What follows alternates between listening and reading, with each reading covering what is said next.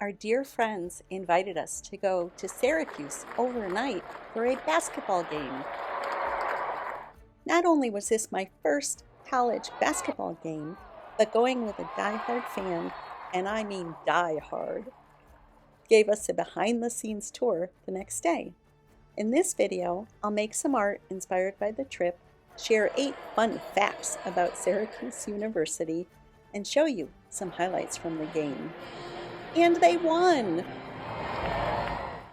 So take care not to double dribble, adorn yourself in orange, and let's get started. Hi, this is Marcy from Sketchbook Scheming, and... Wow! I feel good!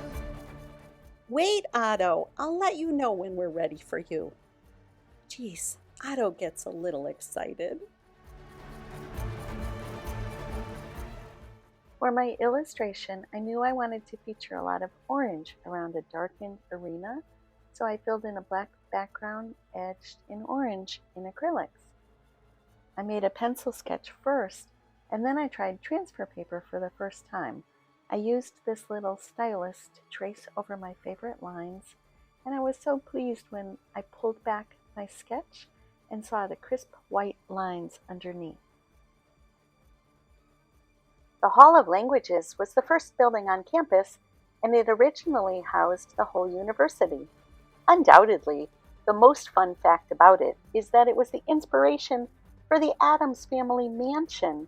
For sure, it's creepy and it's kooky, mysterious and spooky, but I'm not totally convinced that it's altogether ooky. In front of the Addams Family the Hall of Languages, is a beautiful memorial to the 35 Syracuse students who were killed in the terrorist bombing of Pan Am Flight 103.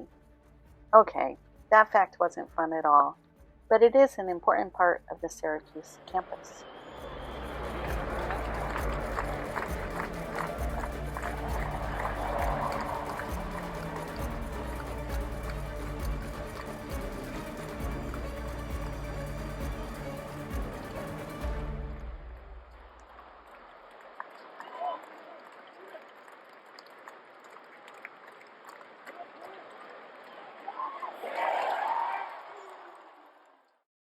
Here's some irony for you. Syracuse's domed stadium was known for decades as the Carrier Dome, named after its air conditioning company sponsor in an era in which it lacked air conditioning, resulting in sporting events played in grueling heat. Now called the JMA Wireless Dome after its wireless company sponsor, critics note that it has particularly poor wireless connectivity. But that's in the works to be remedied soon.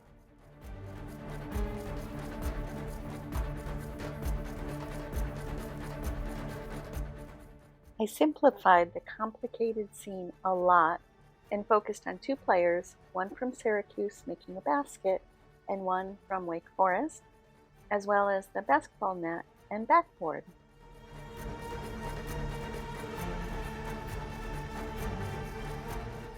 The kissing bench was a gift of the class of 1912, and legend has it that a couple who kisses on this bench will eventually marry.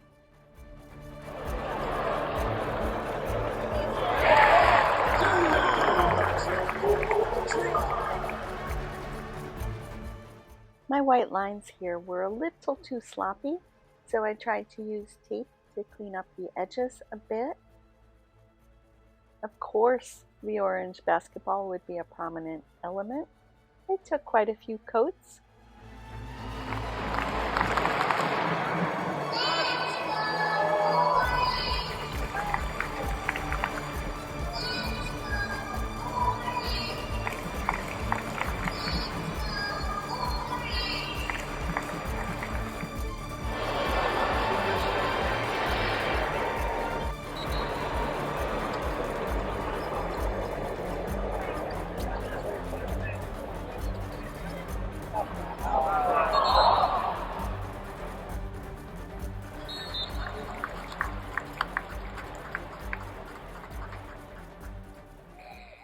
Syracuse gets a lot of acclaim for its Newhouse School, which has put forth generations of sports media leaders, including the son of my friends, class of 2019.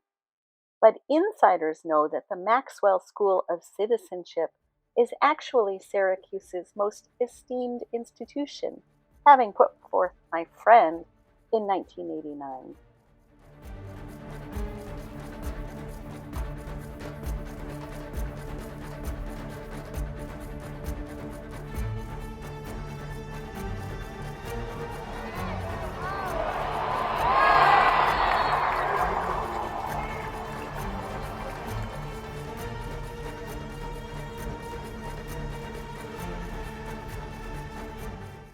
The night was a really special one.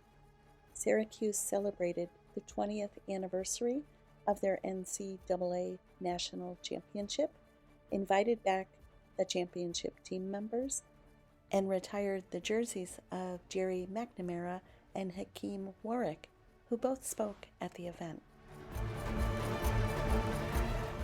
A dignified statue of Abraham Lincoln graces the entrance of Maxwell Hall. My friend's buddy likes to climb onto Abe's lap at the end of big celebrations, and naughty students are known to put rolls of toilet paper into Abe's hands to suggest a certain pose that we're all familiar with.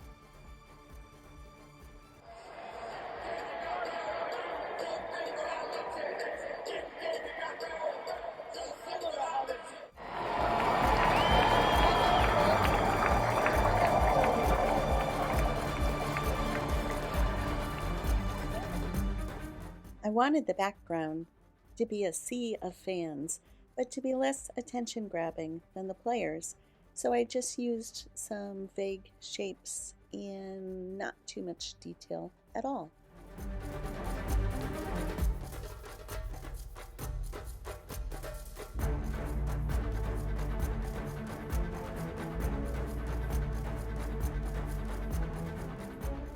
The National Veterans Resource Center supports veterans and military-connected students.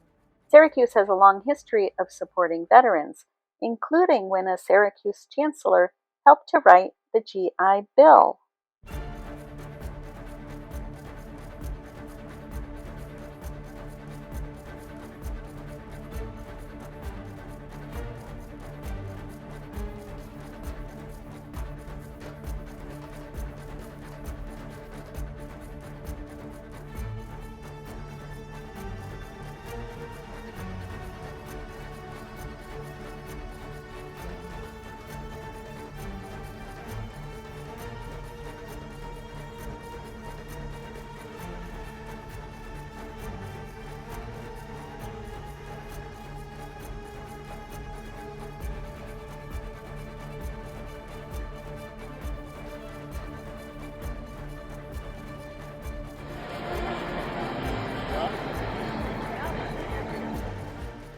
The Heroy Geology Laboratory features a gigantic lighted spinning globe. It is tilted on a 23.5-degree axis, the same axial tilt as the Earth.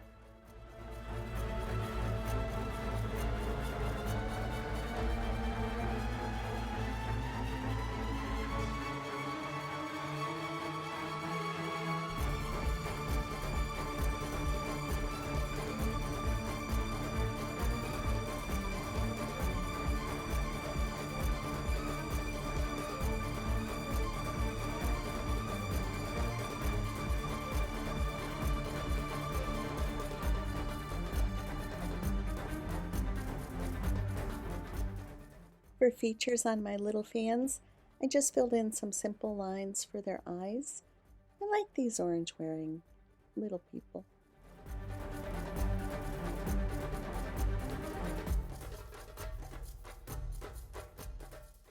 I didn't like how the skin of my players came out in acrylic, so I went over them in Posca pen in the end, and I left the players' facial features blank. I didn't plan on that originally, but I ended up liking this as another way to distinguish the players from the background. And then it all needed just a touch more orange. I covered my players with paper and took my sketchbook outside to spatter the rest with orange.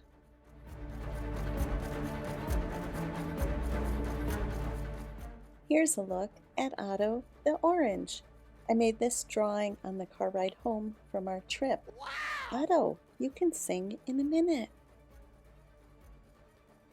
Finally, I taped in a few photos to complete my sketchbook spread. Otto, take it away. Wow!